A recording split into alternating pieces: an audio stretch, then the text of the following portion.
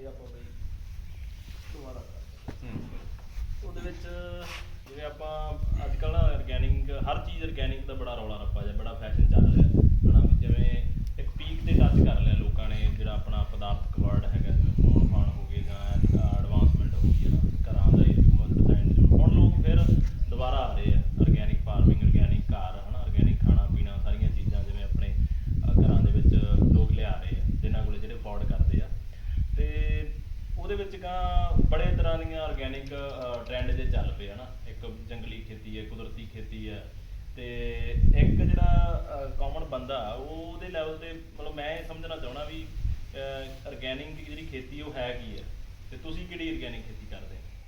ਬਿਲਕੁਲ ਜੇ ਅਸੀਂ ਖੇਤੀ ਨੂੰ ਦੇਖਦੇ ਹਾਂ ਨਾ ਤਾਂ ਖੇਤੀ ਦੇ ਇਤਿਹਾਸ ਨੂੰ ਦੇਖਦੇ ਹਾਂ ਤਾਂ ਖੇਤੀ ਦੇ ਇਤਿਹਾਸ ਨੂੰ ਅਸੀਂ ਦੋ ਭਾਗਾਂ 'ਚ ਵੰਡ ਸਕਦੇ ਹਾਂ।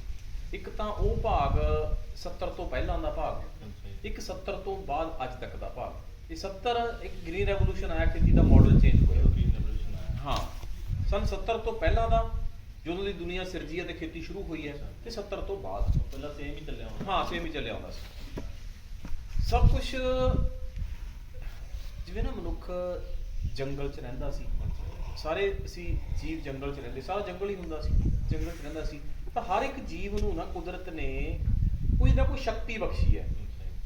ਕਿਸੇ ਕੋਲੇ ਜ਼ੋਰ ਦੇਤਾ ਹਾਥੀ ਨੂੰ, ਸ਼ੇਰ ਨੂੰ ਕੁਛ ਹੋਰ ਤਾਕਤ ਦੇਤੀ, ਲੂੰਬੜੀ ਨੂੰ ਕੁਛ ਹੋਰ ਦੇਤਾ, ਬੰਦੇ ਨੂੰ ਹਰ ਇੱਕ ਜੀਵ ਨੂੰ ਨਾ ਅਲੱਗ ਅਲੱਗ ਦੇਤਾ ਗੁਣ। ਹਾਂ, ਬੰਦੇ ਨੂੰ ਦੇਤਾ ਦਿਮਾਗ, ਸਭ ਤੋਂ ਜ਼ਿਆਦਾ ਕਿਹਦੇ ਕੋਲੇ ਦਿਮਾਗ ਹੈ ਤਾਂ ਇਹਨੇ ਦਿਮਾਗ ਦੇ ਨਾਲ ਸਮਝ ਸਿੱਖ ਗਿਆ ਇਹ ਕਿ ਜੰਗਲ ਦੇ ਵਿੱਚ ਅਸੀਂ ਫੂਡ ਜਿਹੜਾ ਕਿ ਤੋੜ ਖਾਂਦਾ ਸੀ, ਲਾਹ ਕੇ ਕੋਈ ਜੋ ਚੀਜ਼ ਮਿਲ ਜਾਂਦੀ ਸੀ।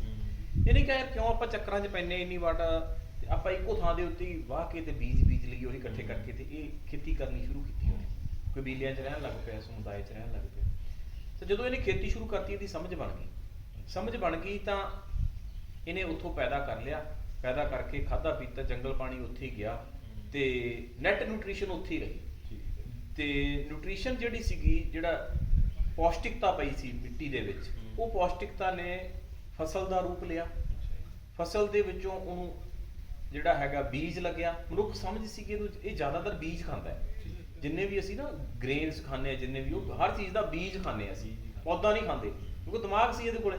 ਤਾਂ ਇਹਨੇ ਖਾ ਕੇ ਨਿਊਟ੍ਰੀਸ਼ਨ ਲਈ ਤੇ ਜੰਗਲ ਪਾਣੀ ਦੇ ਰੂਪ ਦੇ ਵਿੱਚ ਫਿਰ ਵਾਪਸ ਦੇਤੀ। ਤਾਂ ਇਸੇ ਤਰ੍ਹਾਂ ਹੀ ਚੱਲਦਾ ਆਇਆ, ਖੇਤੀ 'ਚ ਵੀ ਐਂ ਚੱਲਦਾ ਆਇਆ ਸਨ 70 ਤੱਕ। ਜਿਵੇਂ ਆਪਣੇ ਪਿੰਡ ਦੀ ਗੱਲ ਕਰਾਂ ਤਾਂ ਸਾਡੇ ਪਿੰਡ ਦੇ ਵਿੱਚੋਂ ਨਿਊਟ੍ਰੀਸ਼ਨ ਡਰੇਨ ਨਹੀਂ ਹੋਇਆ ਜਮਾਂ ਹੀ।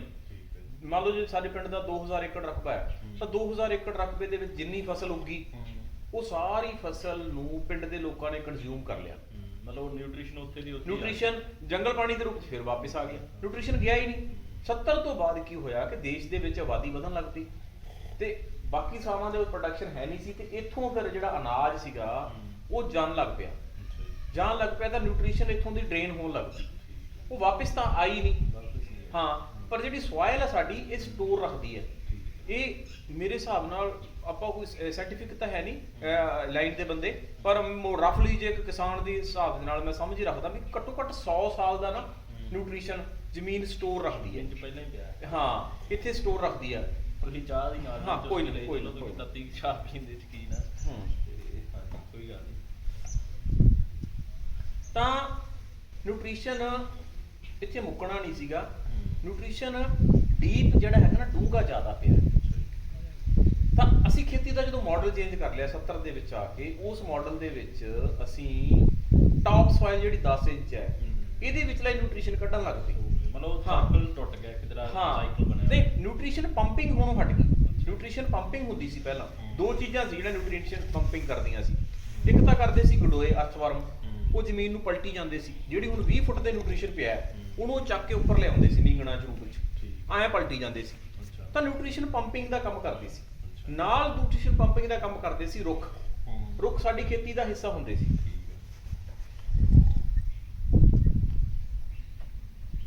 ਰੁੱਖ ਕੀ ਹੈ? ਜਿਵੇਂ ਹੁਣ ਆਹ ਮਲੇਸ਼ੀਅਨ ਸਾਲ ਦਾ ਪੌਦਾ ਹੈ, ਇਹਦੀ 20 ਫੁੱਟ ਥੱਲੇ ਤੱਕ ਇਹਦੀ ਜੜ ਹੈ। ਇਹਨੇ 20 ਫੁੱਟ ਤੋਂ ਜ਼ਿੰਕ ਲਈ, ਆਪਣਾ ਸਰੀਰ ਬਣਾਇਆ, ਪੱਤਿਆਂ ਦੇ ਵਿੱਚ ਆਈ, ਪੱਤਾ ਸਿੱਟਤਾ, ਉਹ ਜ਼ਿੰਕ ਦਿਆਲੂ ਉੱਪਰ ਆ ਗਈ। ਜਿੰਨੇ ਨਿਊਟ੍ਰੀਸ਼ਨ ਹੈ ਉਹ ਸਾਰੀ ਨੂੰ ਪੰਪਿੰਗ ਦਾ ਕੰਮ ਦੋ ਚੀਜ਼ਾਂ ਕਰਦੀਆਂ ਸੀ, ਰੁੱਖ ਤੇ ਮਾਈਕਰੋ ਆਰਗੇਨਿਜ਼ਮ ਜਿਹੜੇ ਗੰਡੋਏ ਹੈ। ਮਾਡਲ ਚੇਂਜ ਹੋ ਗਿਆ, ਕੈਮੀਕਲ ਮਾਡਲ ਆ ਗਿਆ, ਉਸ ਮਾਡਲ ਦੇ ਵਿੱਚ ਅਸੀਂ ਜ਼ਹਿਰ ਪਾਤੇ, ਉਹ ਮਾਰਤੇ, ਹਾਂ ਬਿਲਕੁਲ ਹੈਵੀ ਮਸ਼ੀਨਰੀ ਚਲਾਤੀ, ਹਾਂ ਕੰਪੈਕਟ ਕਰਤੀ ਜ਼ਮੀਨ, ਹਾਰਡ ਹੋ ਗਈ। ਠੀਕ ਹੈ। ਰੁੱਖ ਬਾਹਰ ਹੋ ਗਏ ਕਿਉਂਕਿ ਕੰਬਾਈਨਾਂ ਚੜਦੇ ਸੀ, ਉਸ ਮਾਡਲ ਦਾ ਹੀ ਹਿੱਸਾ ਹੈ ਨਹੀਂ ਸੀ, ਹਾਂ। ਰੁੱਖ ਵੀ ਗਏ, ਤਾਂ ਨਿਊਟ੍ਰੀਸ਼ਨ ਪੰਪਿੰਗ ਕੌਣ ਕਰੂਗਾ? ਹੋ ਹੀ ਨਹੀਂ ਸਕਦੀ ਹੁਣ। ਹਾਂ ਤਾਂ ਹੁਣ ਤਾਂ ਫਿਰ ਜਿਹੜੀ ਟੌਪ ਸੋਇਲ ਹੈ ਹਮ। ਜਿਹਦੇ ਉੱਤੇ ਅਸੀਂ ਕਲਟੀਵੇਸ਼ਨ ਕਰਦੇ ਹਾਂ 10 ਇੰਚ, ਉਹਦੇ 'ਚ ਜਿੰਨਾ ਨਿਊਟ੍ਰੀਸ਼ਨ ਹੈਗਾ ਉਹਨੂੰ ਅਸੀਂ ਕੱਢਣਾ ਸ਼ੁਰੂ ਕਰਤਾ 70 ਤੋਂ ਲੈ ਕੇ 70 ਤੋਂ ਲੈ ਕੇ ਅਸੀਂ ਸਾਨੂੰ 2000 ਤੱਕ ਉਹ ਸਾਰਾ ਕੱਢ ਲਿਆ। ਤੇ ਸਾਨੂੰ 2000 ਤੱਕ ਤਾਂ ਸਾਨੂੰ ਕੱਲੀ ਉਹ ਯੂਰੀਆ ਡੀਏਪੀ ਪਾਉਣ ਦੀ ਲੋੜ ਸੀ। ਅੱਛਾ ਮਾਈਕਰੋ ਨਿਊਟ੍ਰੀਐਂਟਸ ਅਜੇ ਵੀ ਹੈਗੇ ਜੀ। 2000 ਆਉਂਦੇ ਆਉਂਦੇ ਉਹ ਮੁੱਕ ਗਏ। ਹੁਣ ਸਾਨੂੰ ਮਾਈਕਰੋ ਨਿਊਟ੍ਰੀਐਂਟ ਵੀ ਬਾਹਰ ਤੋਂ ਪਾਉਣੇ ਪੈਂਦੇ ਆ, ਉਹ ਸਾਰਾ ਕੁਝ ਬਾਹਰ ਤੋਂ ਪਾਓ। ਜਿੰਨੀ ਨਿਊਟ੍ਰੀਸ਼ਨ ਸਾਰੀ ਉਹ ਡਿਪਲੀਟ ਹੋ ਗਈ ਹੁਣ ਸਾਰੀ। ਹਾਂ ਉਹ ਡਰੇਨ ਹੋ ਗਈ, ਹਾਂ ਡਰੇਨ ਹੋ ਗਈ। ਹਾਂ ਡਰੇਨ ਹੋ ਗਈ, ਚਲੀ ਗਈ, ਕੰਜ਼ਿਊਮ ਕਰ ਲਈ। ਹਾਂ। ਤੇ ਮਾੜਾ ਮੋਟਾ ਕੁਛ ਨਾ ਕੁਛ ਰੀਸਾਈਕਲ ਹੁੰਦਾ, ਜਿਹੜਾ ਸਾਡਾ ਮਨੁੱਖ ਜੰਗਲ ਪਾਣੀ ਜਾਂਦੇ ਸੀ, ਖੇਤਾਂ 'ਚ ਜਾਂਦੇ ਸੀ, ਉਹਨਾਂ ਨਾਲ ਰੀਸਾਈਕਲ ਕਰਦੇ, ਉਹ ਅਸੀਂ ਟੋਏ ਪੱਟ ਕੇ ਧਰਤੀ 'ਚ ਨਾ ਪਤਾ, ਤੇ ਜਾਂ ਅਸੀਂ ਦਰਿਆਵਾਂ 'ਚ ਸਿੱਟਤਾ। ਠੀਕ ਹੈ। ਤੇ ਜਿਵੇਂ ਬਾਈ ਜੀ ਜਿਵੇਂ ਆਪਣੇ ਕੰਬਾਈਨਾਂ ਵਗੈਰਾ ਆਈਆਂ ਹਾਰਵੈਸਟ ਹਨਾ, ਉਹ ਉਦੋਂ ਪਹਿਲਾਂ ਤਾਂ ਮੈਨੂੰ ਲੱਗਦਾ ਬਹੁਤ ਘੱਟ ਅੱਗ ਉੱਗ ਲਾਉਂਦੇ ਸੀਗੇ ਹਨਾ, ਹਾਂ, ਹਾਂ। ਜਾਂ ਮਤਲਬ ਉਵੇਂ ਹੀ ਵੱਢਦੇ ਸੀਗੇ, ਉਵੇਂ ਸਾਰਾ ਕੁਝ ਹੀ ਵਰਤਿਆ ਜਾਂਦਾ ਸੀ। ਇਹਨਾਂ ਦੇ ਆਉਣ ਨਾਲ ਵੀ ਇਹ ਸਾਈਕਲ ਦੇ ਅਸਰ ਪਿਆ ਵੀ ਆਪਣਾ ਅੱਗ ਲਾਉਣ ਨਾਲ ਸੂਖਮ ਜੀ ਨਹੀਂ ਰਹਿੰਦੇ ਹਨਾ, ਜਾਂ ਹਾਂ। ਜ਼ਿਆਦਾ ਕਮਰਸ਼ੀਅਲ ਹੋ ਗਿਆ, ਆਪਾਂ ਛੇਤੀ ਛੇਤੀ ਸਭ ਕੁਝ ਜਲਦੀ ਜਲਦੀ ਹਨਾ, ਇੱਕ ਜਿਵੇਂ ਤੁਸੀਂ ਕਹਿੰਦੇ ਨੇ ਵਾਇਲੈਂਸ ਇੱਕ ਤਰੀਕੇ ਦੇ ਜ਼ਿਆਦਾ ਹੈਪਨ ਹੋਈ ਉਹਦੇ ਵਿੱਚ। ਬਿਲਕੁਲ। ਜਿਵੇਂ ਜਿਵੇਂ ਨਾ ਸਮਾਜ ਦਾ ਐਵੋਲੂਸ਼ਨ ਹੋਇਆ, ਮਟੀਰੀਅਲਿਸਟਿਕ ਅਪਰੋਚ ਆਈ, ਵਸਤੂਆਂ ਆਈਆਂ, ਵਸਤੂਆਂ ਦੇ ਆਉਣ ਦੇ ਨਾਲ ਕਿਸੇ ਵੀ ਸੁਸਾਇਟੀ ਦੇ ਵਿੱਚ, ਸਮਾਜ ਦੇ ਵਿੱਚ ਜਦੋਂ ਜ਼ਿਆਦਾ ਵਸਤੂਆਂ ਆਉਂਦੀਆਂ ਨਾ, ਤਾਂ ਉਹ ਸੁਸਾਇਟੀ ਦੀਆਂ ਮੋਰਲ ਵੈਲਿਊਜ਼, ਐਥਿਕਸ ਉਹ ਚਲੇ ਜਾਂਦੇ ਆ। ਜਿਸ ਤੁਸੀਂ ਕੰਪੈਰੀਟਿਵ ਸਟੱਡੀ ਕਰਕੇ ਦੇਖ ਲਓ, ਇੱਕ ਬੰਦਾ ਰਾਜਸਥਾਨ ਟਿੱਬਿਆਂ ਦੇ ਬੈਠਾ, ਜਿਹਦੇ ਕੋਲੇ ਝੌਂਪੜੀ 'ਚ ਬੈਠਾ, ਕੋਈ ਉਹਦੇ ਕੋਲੇ ਸੁੱਖ ਸੁਵਿਧਾਵਾਂ ਨਹੀਂ ਹੈਗੀਆਂ, ਵਸਤੂਆਂ ਬਹੁਤ ਥੋੜੀਆਂ ਨੇ, ਉਹ ਬੰਦਾ ਜ਼ਿਆਦਾ ਰਿਲੀਜੀਅਸ ਹੋਊਗਾ, ਜ਼ਿਆਦਾ ਸੋਸ਼ਲ ਹੋਊਗਾ, ਉਹਦੀਆਂ ਮੋਰਲ ਵੈਲਿਊਜ਼ ਹੋਣਗੀਆਂ। ਇੱਕ ਬੰਦਾ ਅਮਰੀਕਾ 'ਚ ਬੈਠਾ, ਜਿਹਦੇ ਕੋਲੇ ਬਹੁਤ ਸੁੱਖ ਸਹੂਲਤਾਂ ਨੇ, ਬੜੇ ਸਾਧਨ ਨੇ, ਉਹ ਬੰਦੇ ਦੀਆਂ ਕੋਈ ਵੈਲਿਊਜ਼ ਨਹੀਂ ਹੋਣਗੀਆਂ। ਤਾਂ ਜਿੰਨਾ ਤੁਹਾਡੇ ਕੋਲੇ ਥੋੜਾ, ਤੁਸੀਂ ਖੁਸ਼, ਤੇ ਤੁਹਾਡੇ ਐਥਿਕਸ, ਤੁਹਾਡੀਆਂ ਵੈਲਿਊਜ਼, ਤਾਂ ਸੋਸਾਇਟੀ ਦੇ ਵਿੱਚ ਜਦੋਂ ਵਸਤੂਆਂ ਜ਼ਿਆਦਾ ਆਈਆਂ ਤਾਂ ਲਾਲਚ ਵਧੇ ਸਾਡੇ। ਲਾਲਚ ਵਧਣ ਦੇ ਨਾਲ ਹਉਮੈ ਵੀ ਆ ਗਈ ਮਨੁੱਖ ਦੇ ਵਿੱਚ, ਹੰਕਾਰ ਵੀ ਆ ਗਿਆ। ਤਾਂ ਉਹਨੂੰ ਐਂ ਲੱਗਿਆ ਕਿ ਮੈਂ ਹੀ ਹਾਂ ਧਰਤੀ ਦਾ ਮਾਲਕ, ਹੋਰ ਕੋਈ ਜੀਵ, ਕਿਰਲੀਆਂ, ਚੂਹੇ, ਸੱਪ, ਸਭ ਨੂੰ ਮਾਰ ਦਿਆਂ ਮੈਂ। ਤਾਂ ਵਾਇਲੈਂਸ ਵੀ ਜਨਮੀ ਉਹਦੇ ਵਿੱਚੋਂ। ਤਾਂ ਇਸ ਲਾਲਚ, ਪਹਿਲਾਂ ਮਤਲਬ ਕਿਸਾਨ ਮੇਰਾ ਦਾਦਾ ਸੀਗਾ, ਉਹਦੇ ਕੋਲੇ ਜੇ 20 ਕਿੱਲੇ ਖੇਤ ਸੀਗੇ ਤਾਂ 10 ਕਿੱਲੇ ਖੇਤ ਖਾਲੀ ਰਹਿ ਜਾਂਦੇ ਸੀ। ਉਹ ਕਹਿੰਦਾ ਸੀ ਮੇਰੀਆਂ ਜਿੰਨੀ ਕੁ ਲੋੜ ਆ ਮੈਂ ਪੂਰੀ ਕਰ ਲਈ। ਲੋੜਾਂ ਪਹਿਲਾਂ ਲੋੜਾਂ ਸ਼੍ਰੀਮਤ ਜੀਆਂ ਸੀਗੀਆਂ ਹੈ, ਤੇ ਬਾਕੀ ਦੀ ਲੋੜ ਹੀ ਹੈ ਨਹੀਂ। ਤਾਂ ਜਦੋਂ ਲਾਲਚ ਆ ਗਿਆ, ਵਸਤੂਆਂ ਆ ਗਈਆਂ, ਹੁਣ ਅਸੀਂ ਕੋਠੀ ਵੀ ਪਾਉਣੀ ਹੈ, ਮਹਿੰਗੀ ਗੱਡੀ ਵੀ ਲਿਆਉਣੀ ਹੈ, ਤਾਂ ਵਸਤੂਆਂ ਪੂਰੀਆਂ ਕਰਨੀਆਂ, ਲਾਲਚ ਸਾਰਾ ਉਹ ਬਦਲ ਗਿਆ। ਪਹਿਲਾਂ ਵਾਲਾ ਜਿਵੇਂ ਕਹਿੰਦੇ ਵੀ ਸਰਕਲ ਸੀਗਾ, ਪਿੰਡ ਦੇ ਵਿੱਚ ਕਨਾਈ ਆ, ਆ ਵੀ ਤੁਸੀਂ ਆਦਾਨ ਪ੍ਰਦਾਨ ਜਿਹੜਾ ਸੀਗਾ ਉਹ ਫਸਲ ਦੇ ਬਾਰਟਰ ਸਿਸਟਮ ਸੀਗਾ ਸਾਰਾ। ਫੂਡ ਜਿਹੜਾ ਸੀਗਾ ਕਿਸਾਨ ਉਗਾਉਂਦਾ ਸੀ, ਉਹਨਾਂ ਨੂੰ ਫੂਡ ਦਿੰਦਾ ਸੀ, ਉਹਨਾਂ ਦੇ ਬਦਲੇ 'ਚ ਕੰਮ ਕਰਦਾ ਸੀ। ਕਰੰਸੀ ਸਾਡੀ ਫੂਡ ਸੀ। ਮਤਲਬ ਆਰਗੈਨਿਕ ਤੋਂ ਪਹਿਲਾਂ ਐਵੇਂ ਚੱਲਦਾ ਸੀ। ਹਾਂ ਐਵੇਂ ਚੱਲਦਾ ਸੀ। ਸਾਡੀ ਜਿਹੜੀ ਆਪਣਾ ਗ੍ਰੀਨ ਰੈਵੋਲੂਸ਼ਨ ਤੋਂ ਪਹਿਲਾਂ, ਗ੍ਰੀਨ ਰੈਵੋਲੂਸ਼ਨ ਤੋਂ ਪਹਿਲਾਂ, ਉਸ ਤੋਂ ਬਾਅਦ ਜਦੋਂ ਗ੍ਰੀਨ ਰੈਵੋਲੂਸ਼ਨ ਆਉਂਦੀ ਆ, ਉਹਦੇ ਨਾਲ ਇਹ ਸਾਰਾ ਮਤਲਬ ਫਰਕ ਪੈ ਗਿਆ ਵੀ ਪਦਾਰਥਕ ਦੌੜ ਆ ਜਿਹੜੀ ਉਹ ਚੱਲ ਪਈ ਹਨਾ। ਉਹਦੇ 'ਚ ਤੁਹਾਨੂੰ ਗੱਡੀ ਵੀ ਚਾਹੀਦੀ ਆ, ਆਪਣਾ ਕੋਠੀ ਵੀ ਚਾਹੀਦੀ ਆ, ਸਟੇਟਸ ਵਾਸਤੇ ਮਹਿੰਗਾ ਫੋਨ ਚਾਹੀਦਾ ਹਨਾ। ਤੇ ਉਦੋਂ ਫਿਰ ਉਹ ਜ਼ਮੀਨ ਨਾਲ ਜਿਹੜੀ ਵਾਇਲੈਂਸ ਦੀ ਗੱਲ ਕਰਦੇ ਤੁਸੀਂ ਵੀ, ਜੋ ਜਿਵੇਂ ਵੀ ਕਿਵੇਂ ਹੁੰਦਾ ਵੀ ਆਪਾਂ ਫਸਲ ਵੱਧ ਤੋਂ ਵੱਧ ਕੱਢ ਲਈ। ਬਿਲਕੁਲ ਆਪਣੀਆਂ ਜਿਹੜੀਆਂ ਅਸੀਂ ਇੱਕ ਇੰਡਸਟਰੀਅਲ ਐਗਰੀਕਲਚਰ ਆਈ ਕਿ ਅਸੀਂ ਜ਼ਮੀਨ ਦੇ ਵਿੱਚੋਂ ਕੱਢਣਾ ਹੈ, ਜਿੰਨਾ ਨਿਕਲਦਾ ਕੱਢਣਾ ਹੈ ਵੱਧ ਤੋਂ ਵੱਧ। ਹਾਂ, ਤਾਂ ਸਾਡੀ ਖੇਤੀ ਫਸਲ ਸੈਂਟਰਿਕ ਹੋ ਗਈ। ਹੁਣ ਸਾਨੂੰ ਮਤਲਬ ਫਸਲ ਨਾਲ ਸੀ। ਪਹਿਲਾਂ ਸਾਡੀ ਖੇਤੀ ਜਿਹੜੀ 70 ਤੋਂ ਪਹਿਲਾਂ ਦੀ ਖੇਤੀ ਸੀ, ਸੋਇਲ ਸੈਂਟਰਿਕ ਸੀ। ਮੇਰੇ ਦਾਦੇ ਨੂੰ ਇਸ ਚੀਜ਼ ਦਾ ਮਤਲਬ ਨਹੀਂ ਸੀਗਾ ਕਿ ਝਾੜ ਕਿੰਨਾ ਲੈਣਾ, ਉਹਨੂੰ ਮੇਰੀ ਜ਼ਮੀਨ ਨੁਕਸਾਨ ਨਾ ਹੋ ਜੇ, ਆਹ ਫਸਲ ਬੀਜੂਗਾ ਯਾਰ ਤੱਤ ਕੱਢ ਲੂਗੀ ਸਾਰੇ, ਅਗਲੀ ਫਸਲ ਕਮਜ਼ੋਰੀ ਹੋ ਜੂਗੀ, ਕੋਈ ਗੱਲ ਨਹੀਂ, ਘੱਟ ਨਿਕਲ ਆਵੇ। ਉਹ ਸੋਇਲ ਦੇ ਉੱਤੇ ਸਾਰਾ ਸੈਂਟਰਿਕ ਸੀ। ਸੋਇਲ ਦੀ ਹੈਲਥ, ਸੋਇਲ ਹੈਲਥ ਮਤਲਬ ਜਿਹੜਾ ਉਹ ਆਪਣੀ ਕਨਸੈਪਟ ਆ ਵੀ ਮਾਤਾ ਧਰਤ ਮਹੱਤ, ਵੀ ਉਹ ਇੱਕ ਪੌਣ ਪਾਣੀ ਨਾਲ ਉਹਦਾ ਰਿਲੇਸ਼ਨ ਸੀਗਾ ਹਨਾ। ਜਿਵੇਂ ਆਪਾਂ ਇੱਕ ਕਿਤਾਬ ਆਈ ਹੈ ਪਿੱਛੇ ਜੇ ਆਖਰੀ ਬਾਬੇ, ਉਹਦੇ ਵਿੱਚ ਉਹ 3 ਪੀੜ੍ਹੀਆਂ ਦੀ ਕਹਾਣੀ ਆ, ਉਹਨੇ ਬੜਾ ਇਹੀ ਚੀਜ਼ ਨੂੰ ਬੜਾ ਵਧੀਆ ਦਰਸਾਇਆ ਹਨਾ ਵੀ ਕਿਵੇਂ ਤੁਹਾਡੇ ਦਾਦੇ ਦਾ ਕੀ ਰਿਲੇਸ਼ਨਸ਼ਿਪ ਸੀ, ਤੁਹਾਡਾ ਕੀ ਹੋ ਗਿਆ, ਤੁਹਾਡੇ ਬੱਚੇ ਦਾ ਕੀ ਹੈ। ਉਹਨੂੰ ਕੋਈ ਲੈਣਾ ਦੇਣਾ ਹੀ ਨਹੀਂ ਹੈਗਾ, ਉਹ ਜਮਾਂ ਹੀ ਕਮਰਸ਼ੀਅਲ ਹੈ। ਤੇ ਇਦਾਂ ਹੀ ਬਈ ਜਿਵੇਂ ਹੁਣ ਅੱਜ ਕੱਲ੍ਹ ਆਰਗੈਨਿਕ ਫਾਰਮਿੰਗ ਹੈ ਜਿਹੜੀ, ਤੇ ਆਪਣੇ ਪੰਜਾਬ ਦੇ ਵਿੱਚ ਛੋਟੇ ਤੇ ਵੱਡੇ ਜਿਹੜੇ ਆਰਗੈਨਿਕ ਫਾਰਮਰ ਹੈ, ਤੇ ਇਹਨਾਂ ਦੇ ਵਿੱਚ ਜਿਹੜੀਆਂ ਇਹਨਾਂ ਦੀਆਂ ਮੁਸ਼ਕਲਾਂ ਉਹ ਕਿਵੇਂ, ਮਤਲਬ ਕਿਸ ਤਰ੍ਹਾਂ ਦੀਆਂ ਮੁਸ਼ਕਲਾਂ ਆਉਣਗੀਆਂ। ਵੱਡੇ ਫਾਰਮਰ ਉਹ ਕਿੱਦਾਂ ਖੇਤੀ ਉਹਨਾਂ ਦਾ ਮਾਡਲ ਕੀ ਹੈ, ਜਿਹੜੇ ਛੋਟੇ ਆ ਕਿੱਲੇ ਕਿੱਲੇ 2-2 ਤੇ ਕਰਦੇ ਆ, ਉਹਨੂੰ ਉਹ ਕਿੱਦਾਂ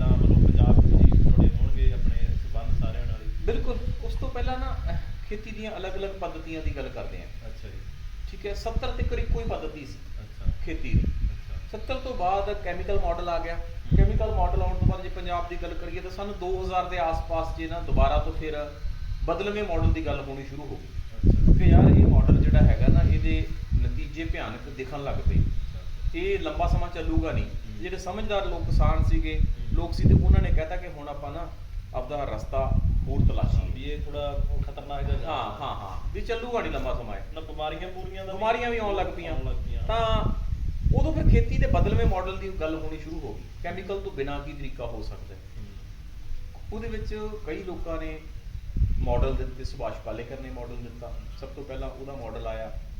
ਉਸ ਤੋਂ ਪਹਿਲਾਂ ਵੀ ਇੱਕ ਜੈਪਨੀਜ਼ ਸਾਇੰਟਿਸਟ ਹੋਇਆ ਮਾਸੂਮੋਤੋ ਫੂਕੂਓਕਾ, ਉਹਨੇ ਕਹਿਤਾ ਕਿ ਜ਼ਮੀਨ ਵਾਹੋ ਹੀ ਨਾ, ਗੋਲੀਆਂ ਬਣਾ ਕੇ ਸਿੱਟੋ, ਉਹਨੇ ਇੱਕ ਮਾਡਲ ਦਿੱਤਾ। ਇਸ ਤਰ੍ਹਾਂ ਅਲੱਗ-ਅਲੱਗ ਬੰਦਿਆਂ ਨੇ ਅਲੱਗ-ਅਲੱਗ ਤਰ੍ਹਾਂ ਦੇ ਖੇਤੀ ਦੇ ਮਾਡਲ ਦਿੱਤੇ। ਉਹ ਮਾਡਲ ਮੈਂ ਜਦੋਂ ਖੇਤੀ 'ਚ ਆਇਆ ਤਾਂ ਮੈਂ ਉਹਨਾਂ ਦੇ ਹਿਸਾਬ ਦੇ ਨਾਲ ਚੱਲਦਾ ਰਿਹਾ। ਤੁਸੀਂ ਉਹ ਮੈਂ ਸਟੱਡੀ ਕੀਤਾ?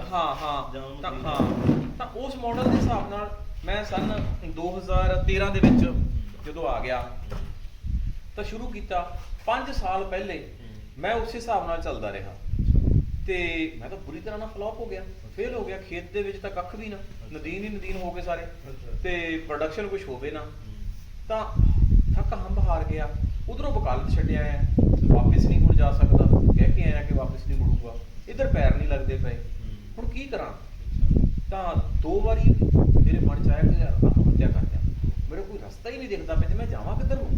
ਤਾਂ ਫਿਰ ਹੌਲੀ ਹੌਲੀ ਠੰਡੇ ਦਿਮਾਗ ਦੇ ਨਾਲ ਮੈਂ ਜਾ ਕੇ ਸੋਚਿਆ, ਸਮਝਿਆ ਕਿ ਖੇਤੀ ਕੀ ਹੈ। ਠੀਕ ਹੈ, ਸਭ ਤੋਂ ਪਹਿਲਾਂ ਤਾਂ ਮੈਨੂੰ ਇਹ ਸਮਝਿਆ ਕੁਦਰਤੀ ਖੇਤੀ, ਆਰਗੈਨਿਕ ਖੇਤੀ ਇਹ ਤਾਂ ਬਾਅਦ ਦੀਆਂ ਗੱਲਾਂ ਨਾ। ਮੈਂ ਖੇਤੀ ਨੂੰ ਤਾਂ ਸਮਝਾਂ, ਖੇਤੀ ਕੀ ਹੈ, ਇਹ ਪ੍ਰੋਸੈਸ ਕੀ ਹੈ ਸਾਰਾ, ਕਿਵੇਂ ਹੁੰਦਾ। ਹਾਂ 2 ਦਿਨ ਮੈਂ ਨਾ ਕਮਰਾ ਬੰਦ ਕਰਕੇ ਅੰਦਰ ਪਿਆ ਰਿਹਾ ਸਮਝ ਬਣਾਉਣ ਵਾਸਤੇ ਕਿ ਖੇਤੀ ਕੀ ਹੈ।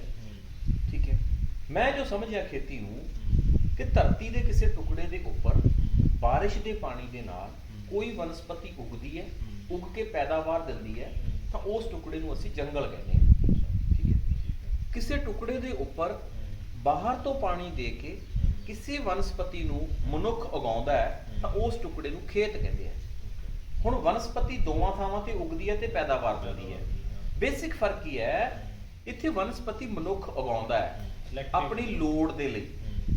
ਠੀਕ ਹੈ, ਇੱਥੇ ਵਨਸਪਤੀ ਆਪਣੇ ਆਪ ਉਗਦੀ ਹੈ। ਠੀਕ ਹੈ, ਜਿੱਥੇ ਮਨੁੱਖ ਇੰਟਰਫੀਅਰ ਕਰਕੇ ਦਖਲ ਦਿੰਦਾ ਹੈ ਤਾਂ ਉੱਥੇ ਜਿਹੜੀ ਐਕਟੀਵਿਟੀ ਉਹ ਕਰਦਾ ਹੈ ਵਨਸਪਤੀ ਉਗਾਉਣ ਲਈ, ਉਸ ਐਕਟੀਵਿਟੀਜ਼ ਨੂੰ ਅਸੀਂ ਖੇਤੀ ਕਹਿੰਦੇ ਆ। ਤਾਂ ਖੇਤੀ ਇੱਕ ਗੈਰ ਕੁਦਰਤੀ ਵਰਤਾਰਾ ਹੈ। ਖੇਤੀ ਕੁਦਰਤੀ ਵਰਤਾਰਾ ਤਾਂ ਹੋਇਆ ਹੀ ਨਾ। ਕੁਦਰਤੀ ਵਰਤਾਰਾ ਤਾਂ ਜੰਗਲ ਹੈ, ਜਿੱਥੇ ਵੀ ਉਹਦੇ ਚ ਗਏ ਜੋ ਮਿਲਿਆ ਸਾਨੂੰ ਤੋੜ ਲਿਆ ਏ, ਉਹ ਤਾਂ ਹੋ ਗਿਆ ਕੁਦਰਤੀ ਵਰਤਾਰਾ।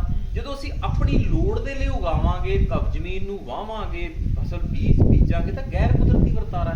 ਸੋ ਖੇਤੀ ਕਦੇ ਵੀ ਕੁਦਰਤੀ ਨਹੀਂ ਹੋ ਸਕਦੀ। ਠੀਕ ਹੈ, ਇਹ ਤਾਂ ਸਮਝ ਬਣੀ ਖੇਤੀ ਦੀ, ਖੇਤੀ ਕਿਹਨੂੰ ਕਹਿੰਦੇ ਆ। ਉਸ ਤੋਂ ਬਾਅਦ ਆ ਗਈ ਖੇਤੀ ਦੀਆਂ ਪੱਧਤੀਆਂ। ਹੁਣ ਮੈਂ ਕਹਿੰਦਾ ਕਿ ਮੈਂ ਕੁਦਰਤੀ ਖੇਤੀ ਕਰਦਾ ਹੈ। ਫਿਰ ਕੁਦਰਤੀ ਖੇਤੀ ਕਿਵੇਂ ਹੋਈ? ਕੁਦਰਤੀ ਤੇ ਖੇਤੀ ਇਹ ਤਾਂ ਆਪੋਜ਼ਿਟ ਵਰਡ ਹੋ ਗਏ ਦੋਨੇ। ਤਾਂ ਮੈਨੂੰ ਸਮਝ ਬਣੀ ਕਿ ਕੁਦਰਤੀ ਖੇਤੀ ਇੱਕ ਨਾਮਕਰਨ ਹੈ, ਇੱਕ ਪੱਧਤੀ ਦਾ ਨਾਮ ਹੈ। ਕਿਹੜੀ ਪੱਧਤੀ? ਜਿਸ ਪੱਧਤੀ ਦੇ ਵਿੱਚ ਅਸੀਂ ਨਕਲ ਮਾਰਦੇ ਹਾਂ ਕੁਦਰਤ ਦੀ, ਉਹਨੂੰ ਕੁਦਰਤੀ ਖੇਤੀ ਕਹਿੰਦੇ ਆ। ਠੀਕ ਹੈ, ਕੁਦਰਤ ਦੀ ਨਕਲ ਮਾਰਦੇ ਹਾਂ। ਹੁਣ ਕੁਦਰਤ ਦੀ ਨਕਲ ਕਿਵੇਂ ਮਾਰਦੇ ਆ ਤੇ ਕੁਦਰਤ ਹੈ ਕਿੱਥੇ? ਜਿੱਥੇ ਮਨੁੱਖੀ ਦਖਲ ਨਹੀਂ ਉੱਥੇ ਕੁਦਰਤ ਹੈ। 1000 ਏਕੜ 'ਚ ਕੰਧ ਕੱਢ ਦਿਓ, ਬੰਦੇ ਨੂੰ ਜਾਣਨਾ ਦਿਓ, 10 ਸਾਲਾਂ ਬਾਅਦ ਉੱਥੇ ਜੰਗਲ ਬਣ ਜਾਣਾ, ਉਹ ਕੁਦਰਤ ਹੈ। ਠੀਕ ਹੈ, ਤਾਂ ਫਿਰ ਮੈਂ ਸਮਝਿਆ ਕਿ ਯਾਰ ਕੁਦਰਤੀ ਖੇਤੀ ਮਤਲਬ ਕੁਦਰਤੀ ਨਕਲ। ਹੁਣ ਕੁਦਰਤ ਕਿੱਥੇ ਹੈ? ਜੰਗਲ 'ਚ। ਤਾਂ ਖਿਆਲਾਂ ਦੇ ਵਿੱਚ ਮੈਂ ਜੰਗਲ ਚਲਾ ਗਿਆ ਕਿ ਜੰਗਲ 'ਚ ਕੀ ਹੈ ਯਾਰ, ਉੱਥੇ ਦਾ ਵਿਧਾਨ ਕੀ ਹੈ। ਉੱਥੇ ਵਨਸਪਤੀ, ਅੰਬਾਂ ਦੇ ਬੂਟੇ ਨੂੰ ਇੰਨਾ ਫਲ ਲੱਗਿਆ, ਜਾਮੁਨ ਨੂੰ ਇੰਨਾ ਫਲ ਲੱਗਿਆ, ਕੌਣ ਸਪਰੇਅ ਕਰਦਾ ਹੈ, ਕੌਣ ਉਹਨੂੰ ਗੋਡੀ ਕਰਦਾ ਹੈ, ਕੌਣ ਉਹਨੂੰ ਨਿਊਟ੍ਰੀਸ਼ਨ ਦਿੰਦਾ ਹੈ, ਕੰਪੋਸਟ ਖਾਦ ਰੂੜੀ ਦੀ ਪਾਉਂਦਾ ਹੈ, ਉੱਥੋਂ ਦਾ ਵਿਧਾਨ ਕੀ ਹੈ। ਉਹਨੂੰ ਜਦੋਂ ਸਮਝਿਆ ਤਾਂ ਜੰਗਲ ਨੂੰ ਮੈਂ ਸਮਝਿਆ ਖਿਆਲਾਂ ਦੇ ਵਿੱਚ ਕਿ ਜੰਗਲ 'ਚ 3 ਤਰ੍ਹਾਂ ਦੇ ਜੀਵ ਹੈ। ਇੱਕ ਤਾਂ ਧਰਤੀ ਦੇ ਵਿੱਚ ਰਹਿਣ ਵਾਲੇ, ਇੱਕ ਉੱਪਰ ਤੁਰਨ ਵਾਲੇ, ਇੱਕ ਉੱਡਣ ਵਾਲੇ। ਤਿੰਨੋਂ ਤਰ੍ਹਾਂ ਦੇ ਜੀਵ ਇੱਕ ਸਾਰ ਰਹਿੰਦੇ ਆ ਉੱਥੇ। ਤੇ 2 ਤਰ੍ਹਾਂ ਦੀ ਹੈ ਉੱਥੇ ਵਨਸਪਤੀ। ਇੱਕ ਤਾਂ ਵਨਸਪਤੀ ਉਹ ਹੈ ਜਿਹੜੀ ਹਰ ਸਾਲ ਉਗਦੀ ਹੈ ਤੇ ਖਤਮ ਹੋ ਜਾਂਦੀ ਹੈ। ਅਸੀਂ ਉਹਨਾਂ ਨੂੰ ਆਪਣੇ ਭਾਸ਼ਾ ਦੇ ਵਿੱਚ ਨਾਂ ਦੇਤਾ ਫਸਲਾਂ ਤੇ ਨਦੀਨਾਂ ਦਾ। ਜਿਹੜੀ ਤਾਂ ਸਾਨੂੰ ਚਾਹੀਦੀ ਹੈ ਉਹ ਤਾਂ ਫਸਲ ਹੋ ਗਈ, ਜਿਹੜੀ ਨਹੀਂ ਚਾਹੀਦੀ ਉਹ ਨਦੀਨ ਹੋ ਗਈ। ਪਰ ਵਿਗਿਆਨਿਕ ਭਾਸ਼ਾ ਦੇ ਵਿੱਚ ਫਸਲ ਤੇ ਨਦੀਨ ਕੋਈ ਅਲੱਗ-ਅਲੱਗ ਨਹੀਂ ਹੈ। ਉੱਥੇ ਤਾਂ ਐਨੂਅਲਸ ਤੇ ਪੈਰੀਨੀਅਲਸ ਹੈ। ਇੱਕ ਵਾਰ ਉੱਗਣ ਵਾਲੀ ਅੱਛਾ ਤੇ ਖਤਮ ਹੋਣ ਵਾਲੀ ਸਾਲ 'ਚ ਉਹ ਐਨੂਅਲਸ ਹੈ, ਇੱਕ ਵਾਰ ਉੱਗ ਕੇ ਲੰਬਾ ਸਮਾਂ ਚੱਲਣ ਵਾਲੀ ਉਹ ਪੈਰੀਨੀਅਲਸ ਹੈ। ਇਹਦਾ ਬੀ ਪਿਆ ਰਹਿੰਦਾ ਥੱਲੇ। ਹਾਂ, ਐਨੂਅਲਸ ਤੇ ਪੈਰੀਨੀਅਲਸ ਦੋ ਤਰ੍ਹਾਂ ਦੀ ਵਨਸਪਤੀ ਹੈ ਜੰਗਲ 'ਚ, ਠੀਕ ਹੈ। ਤਿੰਨ ਤਰ੍ਹਾਂ ਦੇ ਜੀਵ ਹੈ। ਤਿੰਨ ਤਰ੍ਹਾਂ ਦੀ ਠੀਕ ਹੈ, ਹੁਣ ਇਹਨਾਂ ਦਾ ਰਿਲੇਸ਼ਨ ਕੀ ਹੈ ਆਪਸ ਵਿੱਚ?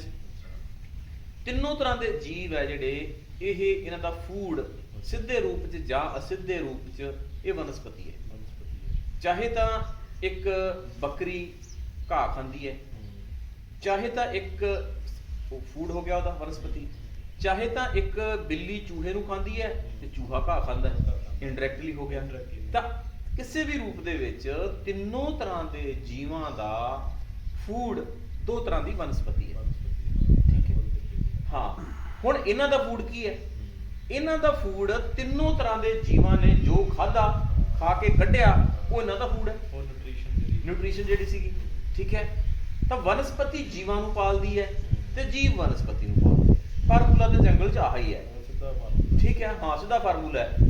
ਇਹਦੇ 'ਚ ਹੋਰ ਨਿਕਲ ਆਇਆ ਕਿ ਜੇ ਤੁਸੀਂ ਜੀਵ ਤਗੜੇ ਕਰਨੇ ਆ ਤਾਂ ਵਨਸਪਤੀ ਤਗੜੀ ਕਰ ਲਓ, ਤੇ ਜੇ ਵਨਸਪਤੀ ਤਗੜੀ ਕਰਨੀ ਹੈ ਤਾਂ ਜੀਵ ਤਗੜੇ ਕਰ ਲਓ। ਉਹ ਇੱਕ ਦੂਜੇ ਦੇ ਪੈਰਲਲ ਹੈ। ਹਾਂ, ਇਹਨੂੰ ਤੁਸੀਂ ਲਾਗੂ ਕਰਕੇ ਦੇਖੋ। ਤੁਸੀਂ ਕਿਸੇ ਇਲਾਕੇ ਚਲੇ ਜਾਓ ਜਿੱਥੇ ਦੀ ਵਨਸਪਤੀ ਤਕੜੀ ਹੈ। ਮੰਨ ਲਓ ਕਿਸੇ ਨਾ 1 ਏਕੜ ਦੇ ਵਿੱਚ ਕਿਸੇ ਪਿੰਡ ਦੇ ਵਿੱਚ ਕੋਈ ਝਿੜੀ ਬਣੀ ਹੁੰਦੀ ਹੈ, ਪੁਰਾਣੀ ਵਿਰਾਸਤੀ ਝਿੜੀ ਹੈ, ਉੱਥੇ ਜਾ ਵੜੋ। ਉੱਥੇ ਜਾ ਕੇ ਤੁਸੀਂ ਨਾ ਵਿੱਚ ਜਾ ਕੇ ਕੈਲਕੂਲੇਸ਼ਨ ਕਰਕੇ ਦੇਖਿਓ ਜੇ ਧਰਤੀ ਦੇ ਨੀਚੇ ਰਹਿਣ ਵਾਲੇ ਜੀਵਾਂ ਦੀ ਗਿਣਤੀ ਕਿੰਨੀ ਹੈ, ਤੇ ਉੱਥੇ ਨਿਓਲਿਆਂ ਦੀ, ਕਿਰਲੀਆਂ ਦੀ, ਉੱਪਰ ਤੁਰਨ ਫਿਰਨ ਵਾਲੇ ਜੀਵਾਂ ਦੀ ਗਿਣਤੀ ਕਿੰਨੀ ਹੈ, ਤੇ ਉੱਡਣ ਵਾਲੇ ਜੀਵਾਂ ਦੀ ਗਿਣਤੀ ਕਿੰਨੀ ਹੈ। ਉੱਥੇ ਜੀਵ ਜ਼ਿਆਦਾ ਹੋਣਗੇ ਐਜ਼ ਕੰਪੇਅਰ ਟੂ ਇੱਕ ਓਪਨ ਖੇਤ ਦੇ ਮੁਕਾਬਲੇ। ਮਤਲਬ ਵਨਸਪਤੀ ਤਕੜੀ ਸੀ, ਜੀਵ ਤਕੜੇ ਹੋ ਗਏ ਉੱਥੇ। ਹੁਣ ਦੂਸਰਾ ਵੇਖ ਲਓ, ਜਿੱਥੇ ਜੀਵ ਤਕੜੇ ਹੋਣਗੇ ਉੱਥੋਂ ਦੀ ਵਨਸਪਤੀ ਤਕੜੀ ਹੋਊਗੀ। ਜੀਵ ਕਨਸੈਂਟਰੇਟ ਹੋਣਗੇ ਉੱਥੋਂ ਦੀ ਤਕੜੀ ਹੋਊਗੀ। ਕਿਵੇਂ? ਮੇਰੇ ਪਿੰਡ ਦਾ 2000 ਏਕੜ ਰਕਬਾ ਹੈ। 2000 ਏਕੜ ਰਕਬੇ ਦੇ ਵਿੱਚ ਜਿੰਨੇ ਜੀਵ ਸੀਗੇ ਉਹ ਇੱਕ ਖੁੱਲੇ ਪਏ ਸੀ। ਉਹਨਾਂ ਨੇ ਇਕੱਠੇ ਹੋ ਕੇ ਇੱਕ ਥਾਂ ਤੇ 10 ਏਕੜ ਦੇ ਵਿੱਚ ਇਕੱਠੇ ਰਹਿਣ ਲੱਗ ਪਏ, ਪਿੰਡ ਵਸਾ ਲਿਆ। ਪਿੰਡ ਵਸਾ ਲਿਆ ਤੇ ਨਾਲ ਪਸ਼ੂ ਵੀ ਰੱਖ ਲਏ। ਹੁਣ ਇੱਥੇ ਸੰਘਣੀ ਹੋ ਗਈ ਆਬਾਦੀ, ਜੀਵ ਆ ਗਏ ਸਾਰੇ, ਪੰਛੀ ਵੀ ਉੱਥੇ ਆਉਣ ਲੱਗ ਪਏ, ਰੁੱਖ ਵੀ ਲਾ ਲਏ ਉਹਨਾਂ ਨੇ। ਤਾਂ 2000 ਏਕੜ ਰਕਬੇ ਦੇ ਵਿੱਚੋਂ 10 ਏਕੜ ਰਕਬੇ ਦੇ ਵਿੱਚ ਮਨੁੱਖ ਜਿਹੜਾ ਜੀਵਾਂ ਦੀ ਗਿਣਤੀ ਹੈ ਕਨਸੈਂਟਰੇਟ ਹੋ ਗਈ, ਸੰਘਣੀ ਹੋ ਗਈ। ਤਾਂ ਹੁਣ ਇੱਥੇ ਜਿਹੜੀ ਹੈਗੀ ਆ ਵਨਸਪਤੀ ਤਕੜੀ ਹੋਊਗੀ ਉਸ ਫਾਰਮੂਲਾ ਲਾਗੂ ਕਰੀਏ ਤਾਂ। ਠੀਕ ਹੈ, ਤਾਂ ਹੁਣ ਇੱਥੋਂ ਦੀ ਜਿਹੜੀ ਆਊਟਸਕਰਟਸ ਦੇ ਵਿੱਚ ਜਿਹੜੀਆਂ ਜ਼ਮੀਨਾਂ, ਨਿਆਈਆਂ ਦੀਆਂ ਜ਼ਮੀਨਾਂ ਉਹ ਸਾਰੀਆਂ ਤਕੜੀਆਂ ਹੁੰਦੀਆਂ ਕਿਉਂਕਿ ਉੱਥੇ ਜੀਵ ਜਗਤ ਸੰਘਣਾ ਹੈ। ਤਾਂ ਮੈਨੂੰ ਜਦੋਂ ਫਿਰ ਇਹਦੀ ਸਮਝ ਬਣੀ ਕਿ ਮਨਾ ਫਾਰਮੂਲਾ ਤਾਂ ਆ ਹੈ, ਜੇ ਵਨਸਪਤੀ ਤਕੜੀ ਕਰਨੀ ਹੈ ਵਨਸਪਤੀ ਨੂੰ ਭੁੱਲ ਜਾ, ਇਹਨੇ ਹੋਣਾ ਹੀ ਹੋਣਾ, ਤੂੰ ਜੀਵ ਤਕੜੇ ਕਰ। ਤਾਂ ਫਿਰ ਮੈਂ ਸਾਰਾ ਫੋਕਸ ਜੀਵਾਂ ਤੇ ਕੀਤਾ। ਹੁਣ ਜੀਵਾਂ ਨੂੰ ਤੁਸੀਂ ਹੂ ਲਾਗੂ ਨਹੀਂ ਕਰ ਸਕਦੇ। ਖੇਤੀ ਦੇ ਵਿੱਚ ਮੈਂ ਅਕਸਰ ਕਹਿਣਾ ਹੁੰਦਾ ਕਿ ਖੇਤੀ ਨੂੰ ਸਮੇਂ ਦਾ ਹਾਣੀ ਬਣਾਉਣ ਦੀ ਲੋੜ ਸੀ, ਉਸ ਮਾਡਲ ਨੂੰ ਜਿਹੜਾ ਮਾਡਲ ਅਸੀਂ 70 'ਚ ਛੱਡ ਆਏ ਸੀ। 70 'ਚ ਅਸੀਂ ਬਲਦਾਂ ਨਾਲ ਖੇਤੀ ਕਰ ਲੈਂਦੇ ਸੀ। 70 ਦੇ ਵਿੱਚ ਸਾਡੀਆਂ ਔਰਤਾਂ ਦੀ ਭਾਗੀਦਾਰੀ ਖੇਤੀ 'ਚ ਬਹੁਤ ਸੀ। 70 ਦੇ ਵਿੱਚ ਸਾਡੇ ਕੋਲੇ ਜੁਆਇੰਟ ਫੈਮਿਲੀ ਸੀਗੀਆਂ, ਲੇਬਰ ਬਹੁਤ ਸੀਗੀ।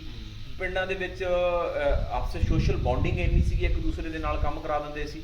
ਅੱਜ ਤਾਂ ਅਸੀਂ ਆਈਸੋਲੇਸ਼ਨ 'ਚ, ਜਿਵੇਂ ਮਤਲਬ ਕਿ ਕਲਚਰ ਸੀਗਾ ਹਨਾ, ਇੱਕ ਮਤਲਬ ਖੇਤੀ ਪੰਜਾਬ ਦੇ ਵਿੱਚ ਕਲਚਰ ਸੀਗਾ ਖੇਤੀਬਾੜੀ ਦਾ। ਹਾਂ, ਹੁਣ ਸਾਡਾ ਕਲਚਰ ਤਾਂ ਟੋਟਲ ਡਿਫਰੈਂਟ ਹੋ ਗਿਆ। ਤੇ ਅਸੀਂ ਕਹੀਏ ਕਿ ਅਸੀਂ ਉਸ ਖੇਤੀ ਨੂੰ ਅੱਜ ਲਾਗੂ ਕਰ ਲਾਂਗੇ ਤਾਂ ਕਿਵੇਂ ਲਾਗੂ ਹੋਊਗੀ? ਨਹੀਂ ਹੋਣੀ। ਠੀਕ ਹੈ, ਤਾਂ ਸਾਨੂੰ ਖੇਤੀ ਦੇ ਉਸ ਮਾਡਲ ਨੂੰ ਅਪਡੇਟ ਕਰਨਾ ਪੈਣਾ ਹੈ, ਉਹ ਸਮੇਂ ਦਾ ਹਾਣੀ ਬਣਾਉਣਾ ਪੈਣਾ ਹੈ। ਠੀਕ ਹੈ, ਮੈਂ ਸਾਰਾ ਕੰਮ ਉਸ ਮਾਡਲ ਨੂੰ ਅਪਡੇਟ ਤੇ ਕਰ ਰਿਹਾ। ਹੁਣ ਮੈਂ ਮੇਰੀ ਖੇਤੀ ਬਿਨਾ ਜੀਵਾਂ ਤੋਂ ਖੇਤੀ ਨਹੀਂ ਹੋ ਸਕਦੀ। ਠੀਕ ਹੈ, ਪਰ ਮੈਂ ਹੁਣ ਬਲਦ ਨਹੀਂ ਰੱਖ ਸਕਦਾ, ਬਲਦਾਂ ਨਾਲ ਮੈਂ ਖੇਤੀ ਨਹੀਂ ਕਰ ਸਕਦਾ। ਤਾਂ ਮੈਂ ਜਿਹੜਾ ਇੱਕ ਫੋਨ ਸੁਣ ਲਾ। ਹੈਲੋ, ਮੈਂ ਥੋੜਾ ਬਿਜ਼ੀ ਸੀ।